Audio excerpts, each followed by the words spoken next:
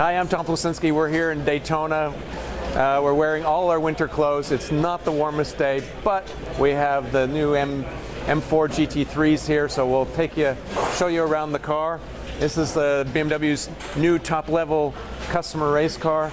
It looks like an M4, but if we start looking at it a little closely, you'll see there's a lot of difference to the street car. So let's come over here to the front here where I have the business end. So the engine is called a P58, and all race engines are P designation. It's very closely based on the street engine.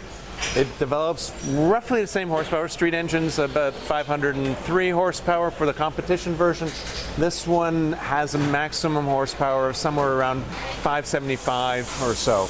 And it's adjustable for performance through the amount of boost that you put in the car, and that's done for balance of performance, or BOP for short.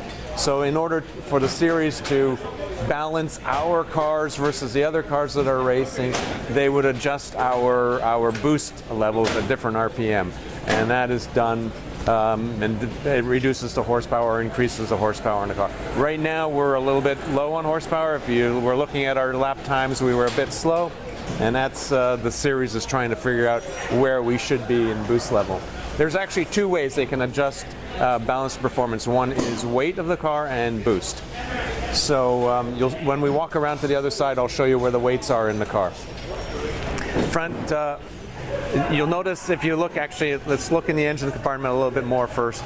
The engine is lowered and pushed back. The idea, we say for the street cars you want a 50-50 weight distribution. Actually on a race car you want it a little bit further back than that.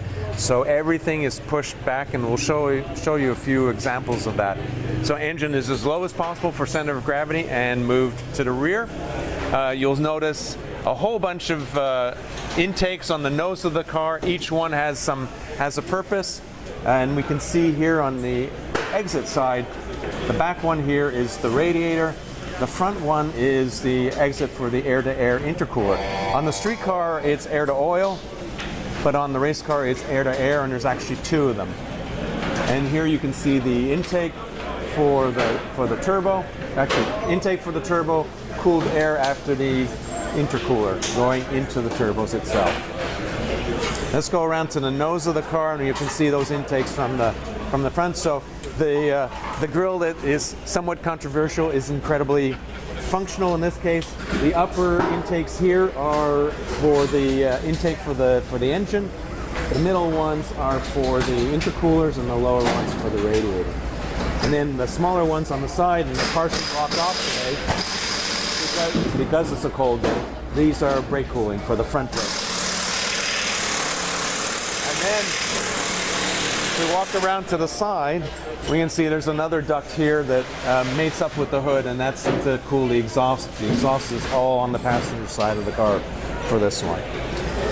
Suspension, double A-arm front, double A-arm rear as well, full race spec stuff, carbon fiber bodywork to house it.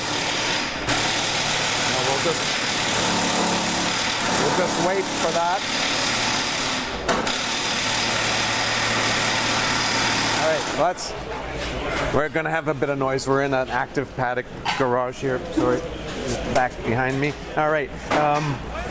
You'll notice the car is quite a bit wider than the street car. This car is built to the maximum width allowed by the rules, so that's why it looks quite wide when you see it from the front. And you can make a narrow race car, but why would you? Gives you better performance having it wider. So we go to the max. As we move towards the inside here, now you said the panels are carbon, but the whole chassis is carbon also, right? Well, no, the chassis itself, this part here is from the street car stuff. Yeah, so the main tub in the middle here, including the floor pan, is M4 street car. The carbon fiber pieces are the fender extensions, the rear fender extensions, and so on. The rest of it, the basic shell of the car is street, and that's required by the rules, and that's part of some of the things you have to use when you're a GT3 level car. Inside the car, if if you look closely, the driver's seat is where the rear passenger would normally sit. So again, moving everything rearward. The steering wheel normally would be way up here in the street car. Here it's moved back almost a foot. It still has tilt and telescope. This lever here, turn that, and then you can telescope the steering wheel to make it fit for you, because the seat is fixed in the car. And I'll explain why that is. It's bolted very firmly there and very firmly on the rear, and that gives you really good high fidelity feedback into the body. So you really have a good idea of what the car is doing. You can feel every little twitch, which is really critical at this level of racing. So when you're driving the car, you have amazing feedback. You know exactly what's going on. So, but to fit different drivers, especially in endurance racing, you need to be able to have adjustments. And here we have an adjustable pedal box, and it's adjustable with this lever here. Loosen the lever, move the box to where you want it, and you're good to go. A couple other things to talk about in the instrument cluster and dash area. The steering wheel on the car, and I'll move over so you can take a shot of that. The steering wheel in the car is a Fanatec steering wheel, and you can use it on your sim machine at home, but you can also use it in the car. So this is the first time there's been a collaboration between a steering wheel maker and an actual race car. Yeah. And it's purchasable. You can buy it if you want. I don't think it's cheap, but it's the best wheel out there. And then the instrument cluster is a full color instrument cluster. It will give you all sorts of warnings and things and tell you when you're in the traction control, tell you when the ABS is on, when you're locking up a wheel, all kinds of different data. Right now they're working on it, so we can't turn it on. The middle screen is a rear camera and radar system. So this tells the drivers what's behind them and whether it's a competitor that's roughly equal or coming in or receding by the different color arrows on the cars that are there. So it's very effective at telling them what's going on. The doors have full windows in this, so that means that temperature in the cockpit, it has to be adjusted by air conditioning. So this series requires AC, and it's a new AC system. When the mechanics get out of the other side of the car, we can probably have a look at it. Oh, and good, we can have the dash turned on here a little bit so we can see some of the displays on there. Let's set that boot up a bit. So there's your main display. It tells you what gear you're in, tire temperatures and pressures and things, and yeah, all sorts of fun stuff. There are several screens the drivers can go through. Very, very good display. You're talking about the AC. I know Bill was talking about the AC, and it's completely different in this car. It is different in this car, yeah. Most of it is centered on the rear. Normally we use ram air from the front, and on some cars it worked really well, others not so much. This one here, all the AC components are behind the seat, and it cools the back of the seat, and also has a few tubes here to go on the driver. Seat belts. Interesting thing on seat belts. Because they do a driver change in 14 seconds, including belts attached. The belts are pulled to the side. The shoulder belts have a magnet on that they put to the roof to get it out of the way, so that when the driver gets in, he can get all that done as quickly as possible.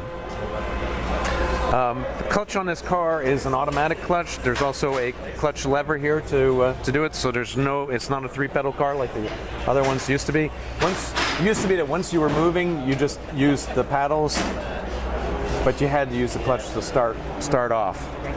This one has manual clutch here, but it also does it automatically. All right, so let's move around to the rear of the car if we can. Watch your step here.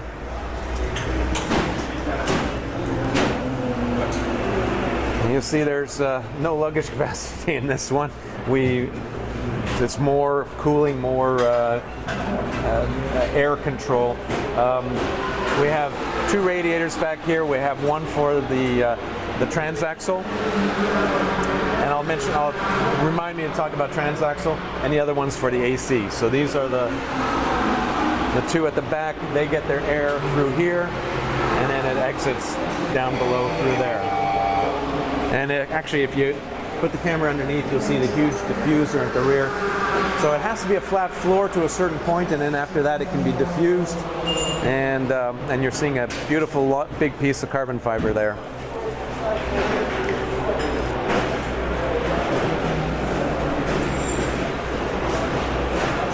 All right, let's talk about Transaxle. So normally on a street car you would have the engine, transmission, drive shaft to a rear differential. In the M car it's pretty substantial one, and it's a limited slip, and it's adjustable limited slip and sort of things. In this car here, the transmission and the rear axle, the differential, are together. And they're in a package at the rear of the car, so that moves some weight towards the rear again. Also, the starter and the alternator are on that package, as well as the clutch. So you have the engine with a high-speed drive shaft going to the rear of the car, then the clutch and the transaxle, all in one compact unit. Fortunately, we just missed it. They were replacing it in the other car, and but it's a unit about yay big, and has everything in it. Nice. Again, moving weight to the rear of the car. Which again adds up to what Bill was saying, that the car has so much more grip than the other. Exactly, yeah. More weight to the back. Exactly. Here you can see the rear suspension a little bit better, as well as tubes for cooling, brake caliper, brake rotor. You see the adjustment for rear sway bar here. All top level race stuff.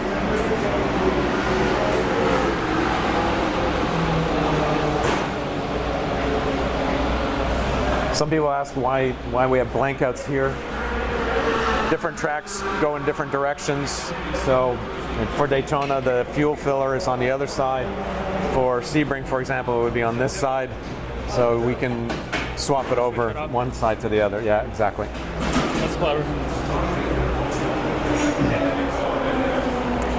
It's a little tight to see here, but the passenger side is all business as well. There's no place for a passenger seat. There's a number of electronics components that are in there. Having them inside the car like this keeps them at a...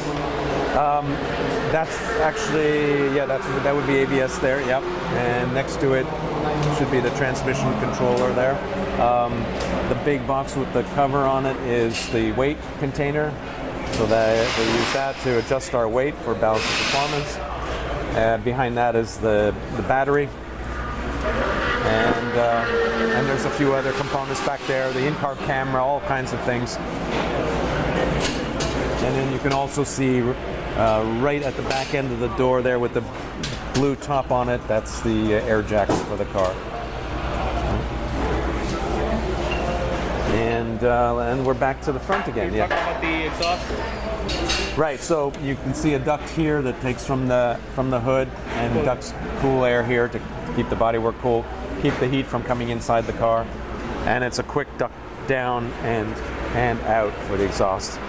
And as you can see, it's by a crop of it.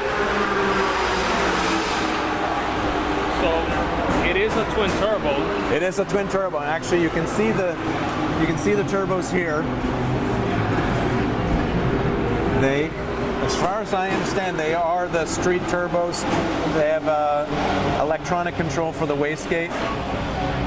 And that was one of the Achilles heels of the M6, was the wastegates were the street car wastegates, and they weren't accurate enough to give us the balance of performance, or allow us to use our maximum balance of performance. These are able to do so. So exhaust is amazing because, again, it's a twin turbo, but it has both collectors on one side and just dumping one. Correct. Exit. Yep. You can see the duct here also. You definitely see the duct. Yeah, very, very critical.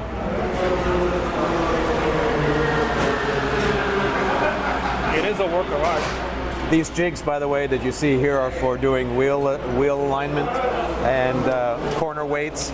So there are scales underneath These things are scales, and they can measure how much weight is on each corner of the car.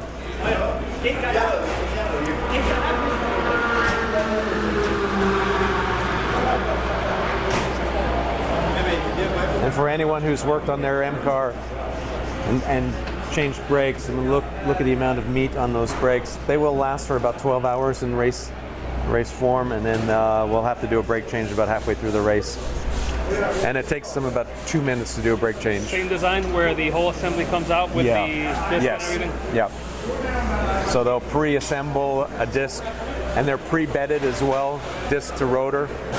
Pad to rotor, and then they go on as one unit. And that's a quick look around the car. It's amazing. Tom, thanks for walking us around the car. You're welcome. It's a beauty.